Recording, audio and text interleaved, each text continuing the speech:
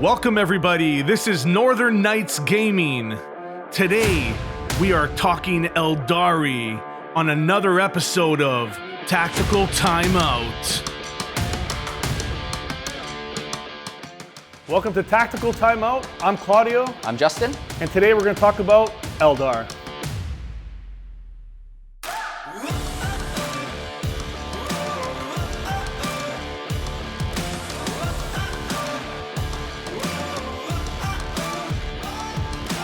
So Eldar, a lot of shenanigans, a lot of mystical play. Yep. What are you going to bring out of the Webway to show us today? We got a few things here. Now, first of all, this is not fully painted yet. This is my new Eldar, and this is just the base coat, but they're going to look a lot better than this when they're fully done. First thing I want to talk about is you guys, for some reason, call him B-Boy now. All right, my boy Baharroth, let's talk about him. Baharroth is super annoying, and if you have a competitive list and you don't bring Baharroth, there's something wrong, because looking at his stat from his profile, it might not stand out to you, but what he can do is absolutely needed in every single competitive game. So his gun is nothing impressive. It's strength 6, it's 2 damage, AP -2, not gonna kill a lot of things, but what makes him really strong is the fact that he can move into an area of the board where you need some pot shots and then charge into a unit or units, fight, and his fighting's pretty good. It's AP -3, his sword.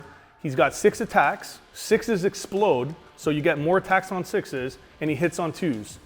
And here's the best part of all of that. When he activates, instead of consolidating, he can just pop away 9 inches anywhere on the board, 9 inches away from the enemy. Super, super annoying for your enemy, really good for you. Survivability through the roof, you're not gonna kill Baharroth. He gives the Swooping Hawks OPSEC, and that's just a great thing to have. It's a great mechanic to have in the game. You have them on one side of the board and you need them to be OPSEC because you have another unit there. You just pop Baharroth over there with them and they're good. He's 3 wounds only, you can take a turn? Or he can only take 3 wounds per phase. And you know what, if you want to bait him out there and you make a bad move and he's out there in the open and people can shoot at him, they're not going to kill him. You can only take 3 wounds. If he does die and he gets chipped away for a few rounds and you've made a few bad moves and he does get chipped away and dies, spend it 1 CP on a 4-up, he comes back. Yeah, he sounds like a very independent character. He doesn't even need Swooping Hawk support. Nope. Turn 1, you can just move him up all over the board, deal the thing. Yep. Swooping Hawks come down, even more pressure comes down on people. Exactly. Coming off of Baharroth, we're going to talk about a bigger annoying nuisance, the Falcon Graph Tank. Turn 1 Cloud Strike, it's basically a deep strike. In turn 1, there's not many things in 40K that can turn 1 deep strike, and that's going to be a really annoying thing to have in your backfield turn 1. So if you don't block out properly in the first turn, 9 inches away from enemy units, you got a Falcon coming in. Oh yeah, and then it's got a pulse laser, it's got shuriken cannons on it, you can equip even more things on it. Yep. But the most important thing is what's on the inside that comes out. That's right. You can put up to 6 models inside. I would put what I use, the strategy that I use is Dire Avengers. And obviously you give the X-Arc double tapping 2 guns, they pop out, they shred, you activate them, move them. It's just a great combo to have at the beginning of the game. I don't see everybody doing it. It's not like a staple combo that you do, but it is a great combo to bring out. And those grab tanks are not that easy to take down, and especially when they're in front of you like that, in your backfield, they can be a big nuisance. And the best thing is, once they come down from the Falcon, the Dire Avengers come out, they can do objectives. That's so right. they can do an objective, Yep. Get your Knockmoon in one corner. Nephilim. Nephilim, my bad. Nephilim. R&D. The tank unloads its large cannons onto something that's really tanky, like another vehicle. Yep. The small guns shoot at infantry or something that's important. If you have Halo Doom, 6s that are to hit automatically wound and have AP -2 because of shuriken roll. That's right. Like, it's insane. And then if you kill 1 model in that unit, if your opponent does, they get to double tap with a stratagem. Yeah, so if one guy goes down, even just one guy goes down, you can spend 1 CP and double tap with that unit, shoot them twice. The shooting doesn't happen simultaneously, it happens after the shooting phase, but it's still, shooting with them twice is amazing. And one thing we forgot to mention, you can also give them stand firm and they become OPSEC. Oh, as really? well as being able to shoot and do your actions. So you can raise banners, you can do Nephilim, your R&D, and still be able to shoot. They're amazing. That little unit is very annoying. So, just as an aside, for anyone who wants to fight against Eldar and sees Dire Avengers, kill them fast, kill them first. Don't let even one die, otherwise 9 guys will get to double tap afterwards. That's right. Well, it won't be 9 guys out of a Falcon. It can only bring 6, but still, that's a lot of damage. Yeah. Whether it's a full 10-man squad or a 6-man squad out of a Falcon, Dire Avengers must die today.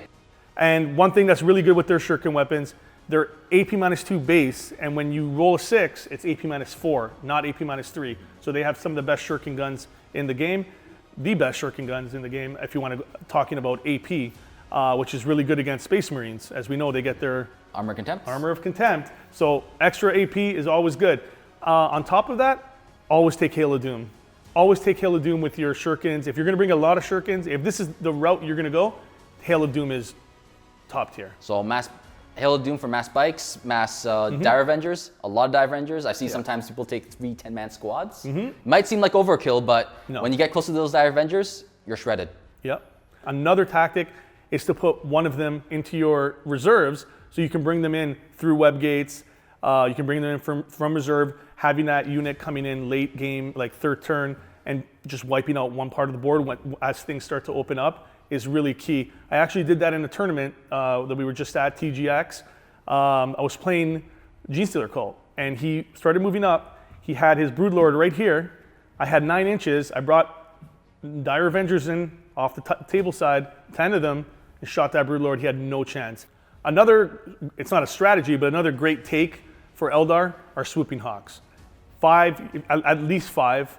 I would say 9, but they're just so good. You can do, they're automatic. If you take 2 units of 5, you're automatically going to be getting engage on all fronts every turn.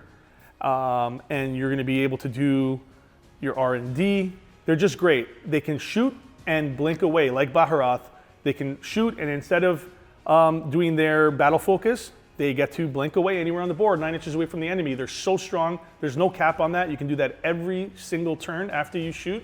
Just make sure you do shoot them, because if you don't shoot them, you cannot battle focus, and they're stuck there, and they are paper thin. They will shred to anything.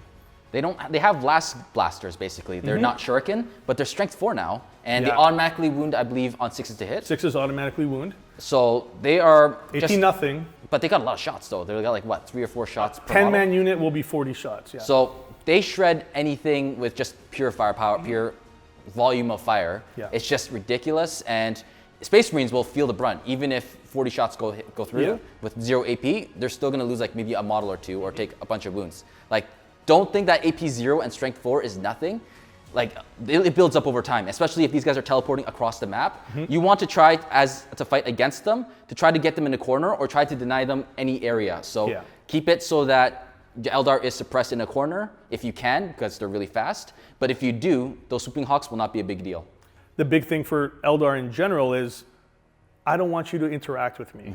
So I'm going to shoot you. It's not going to be crazy weaponry, but I'm going to shoot you a million times with little guns and disappear. You're not going to shoot me. So it's also has that psychological kind of warfare where you're like just frustrating your opponent, where he's like, okay, you're shooting me with 40 shots right now, but wait till my turn. Those are gone.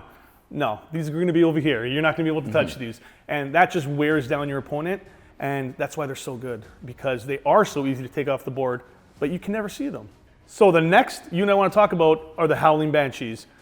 Howling Banshees are super strong in close combat. It's just delivering them in close combat. If you don't have the proper delivery method, they're useless. And that's why you see people bringing 5. They're not that big of a tournament choice anymore. There's just small clumps of them coming. But if you have a web gate, you can basically keep people away from one part of the board, because they know those guys are coming out. And that's why I bring 10 of them, with the Exarch getting buffs. With an Exarch power bringing a piercing strike, which allows the Exarch to do an additional damage on a 6.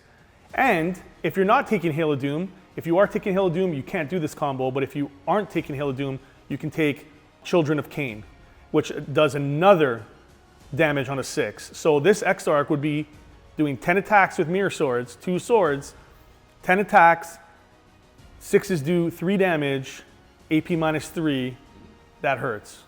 That's so basically every single time it attacks, you should be guaranteed 2 or 3 attacks. They're gonna be damage 3, and everything else at damage 2. Yep. Against anything that's Marines, that's gonna shred it. Even against vehicles, if you're lucky enough.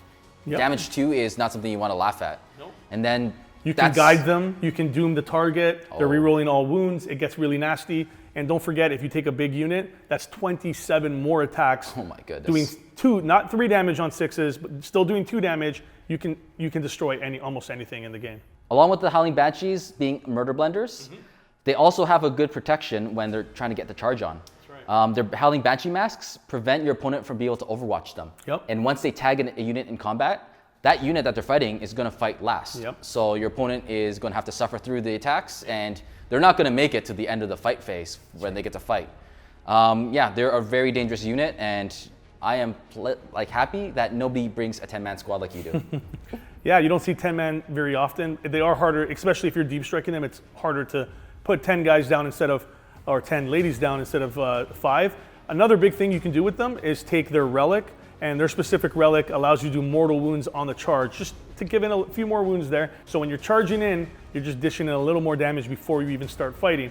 And it actually works this way. They do D3 mortal wounds, and every successful charge that you accomplish that game, you add 1. So let's say that's your second charge, D3 plus 2. Wow. Yeah, pretty good.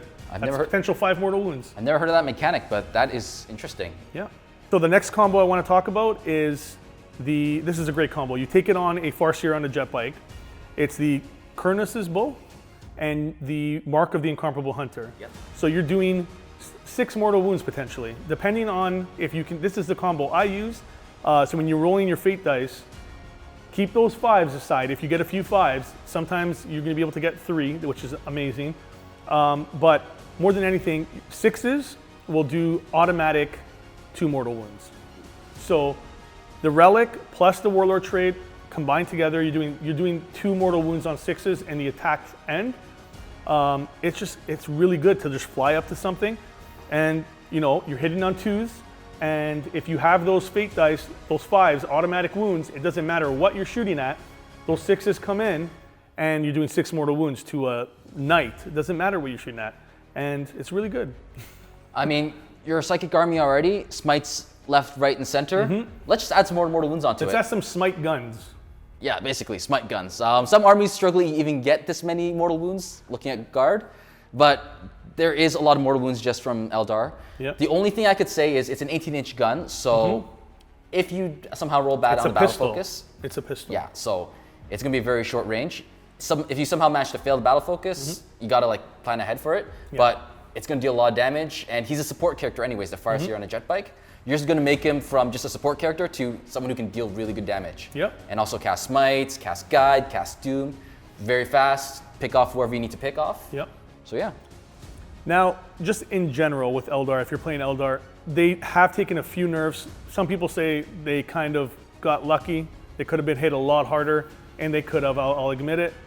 But there's one thing that you must do with Eldar now that before was a little more forgiving. You have to be precise with your movements. And by that I mean, when you're moving a unit and you want to bring them over here onto this part of the board, you have to make sure you don't move them too far, because even being out 1 inch and you won't let you be able to battle focus back where you want to, and you can't get back into cover, you're going to be shot right off the table because they're paper thin. So you have to be really critical with your movements, pre-measure. That's my best advice I can give to you now, especially if you're using a lot of bikes. Remember, you can't just tuck up against the building on the outside and get that +1 to your save, because you are a vehicle. You do not, bikes do not get cover saves. No. So you have to make sure you get that line of sight, obscuring line of sight, and get behind buildings. A good example is with my Shining Spears. You don't see Shining Spears a lot, but I take a big unit, and I actually took 2 units in a tournament we just played, and they're really good, but you have to keep them behind cover until they can get where they need to get to. Another thing to take with your Shining Spears is the Expert Lancers. Off the charge, they're hitting on 2s. So that's just great, because you know how much damage they can do. Doing 2 damage each, it stacks. And take a Shimmer Shield on your Exarchs, 4 up invuln. It doesn't sound like much, but they have 4 wounds. Oh man. Because they have 3 to start with, +1 with the Exarch power. That's 4 wounds on that bike. With a 4 up invuln, you can make it really annoying on your opponent. Yeah, I've fought them in melee combat before. Let's just say that bikes win, spears win. You know, they say jousting works for the Eldar. Yep. So keep it cheap, keep it with cheap, catapults. Because they have their spears, and their spears are strength 6, 2 damage, AP -4. So you're shredding Marines. You get it, but the only thing is they're very short range. They're pistol range, less than pistol range, or flamer range, like 8 inches, 6 inches, I believe. I'll check it, but I'll put it up over here somewhere. You'll see how far they can go. They do a lot of damage once they get in really close, and then you're going to charge. They can eliminate anything on the board, but you do have to deliver them to that spot unscathed, because you know how easy they are to take down. Yep, I believe only 2 wounds on anyone but the Exarch, so you got to keep them. They're really fragile, but they're fast. That's they have right. fly. So Like hide. bikes with fly, go over terrain, hide behind terrain. Anything, like the world's your oyster with them. And they're great for screening as well. You just get to the point you want to screen, make a line, and get your more expensive units into areas where you need to score.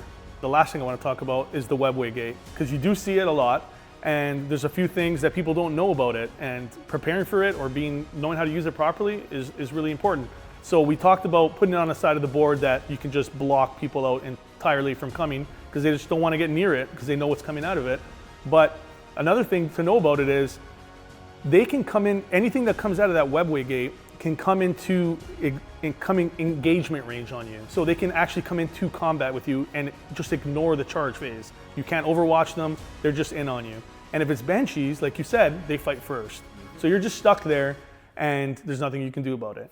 On top of that, units that come out have to be within 3 inches of both arcs. And the way the wording is ruled right now, I don't want to be cheesy, but you can actually line up those Webway Gates like this and put them side by side until GW changes it.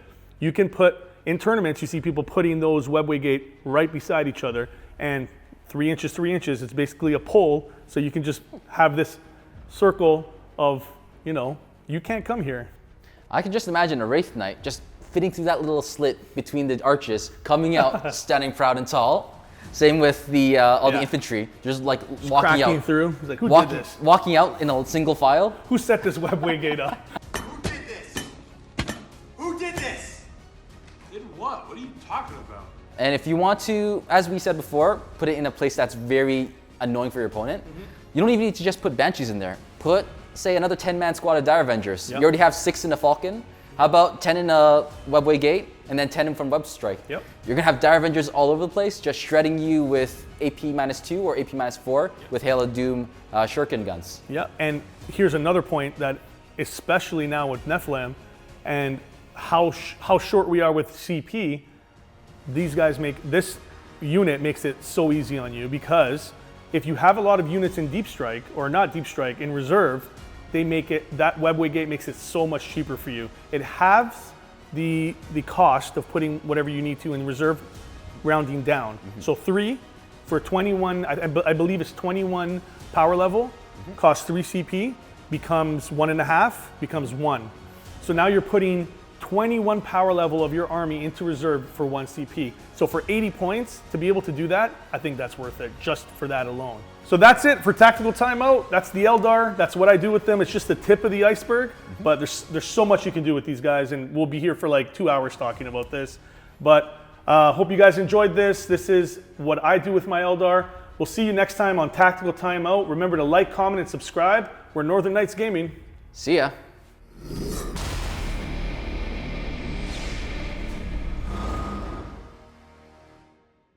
But I'll give you one more tip with Baharroth.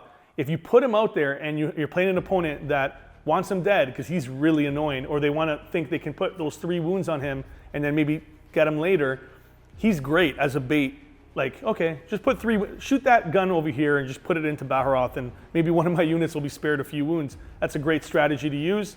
And then he's behind cover or behind units the entire rest of the game, and he's untouchable. And that's one way to get some focused fire away from, the units that you kind of like distracting to get behind enemy lines.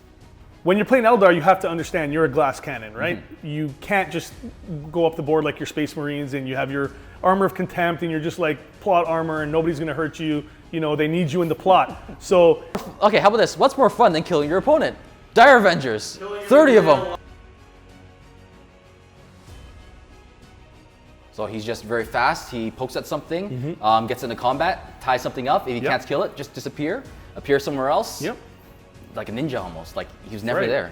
And he really is good with Swooping Hawks. Gives him obsec, I believe. He does. He gives the swooping hops